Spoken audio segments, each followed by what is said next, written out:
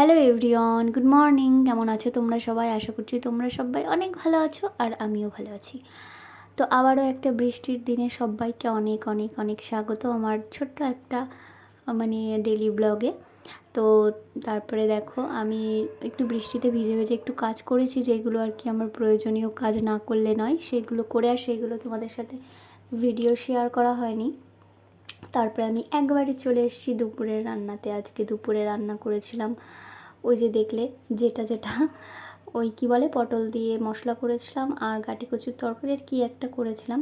তো তারপরে আমি একটু ঘরটাকে ঝাড় দিয়ে দিচ্ছি। একটু হালকা রোদ উঠেছে, বৃষ্টিটা একটু কমেছে, ওর জন্য আমি ঘরটাকে একটু ঝাড় দিয়ে আবার একটু মুছবো।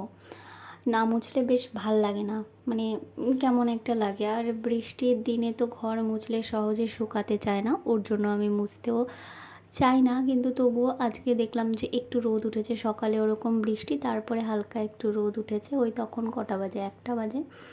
আর 1টার আগেই আমার দুপুরের রান্না হয়ে গেছে, হয়ে গেছে বলতে হয়ে যায়। তো ওর জন্য আমি ভাবলাম যে এমনি দিন আমি আগেই আর কি তোমার ঘরটাকে মুছি, আজকে একটু দেরি করে মুছছি যেহেতু রোদ ওঠেনি সকালে, এর জন্য। তো তারপরে আমি বিছানাটাকে একটু ক্লিন করে নিলাম, যেহেতু মাম ঘরে বসে খেলছিল, বাইরে বেরোতে পারেনি বৃষ্টির কারণে।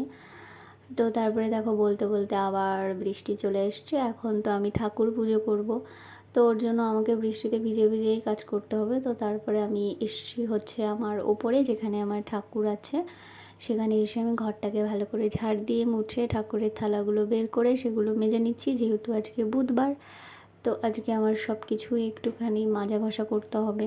ঠাকুরের ঘট, তারপরে যেগুলো আর কি এমনি দিন যেগুলো মাজি না, পরিষ্কার করি না, আজকে সেগুলো সবই পরিষ্কার করব। তো আমি ওই বুধবার আর হচ্ছে গিয়ে সোমবার আর বৃহস্পতিবার, এই 3 দিন আমি ক্লিন করি আর কি সব কিছু। তো তারপরে দেখো খাওয়া দাওয়া করলাম, স্নান করে পুজো করে তারপরে আমি চলে এসেছি একটু আমাদের এখানে পার্কে। একটু বৃষ্টি হচ্ছিল না তাই।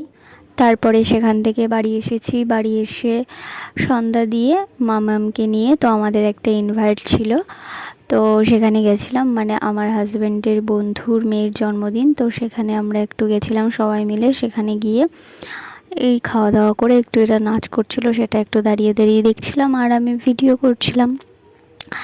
তো তারপরে বাড়ি এসে তো শুয়ে পড়েছিলাম। তো চলো আজকের মতো টাটা, গুড নাইট, সবাই খুব ভালো থেকো, সুস্থ থেকো এবং আমার পাশে থেকো।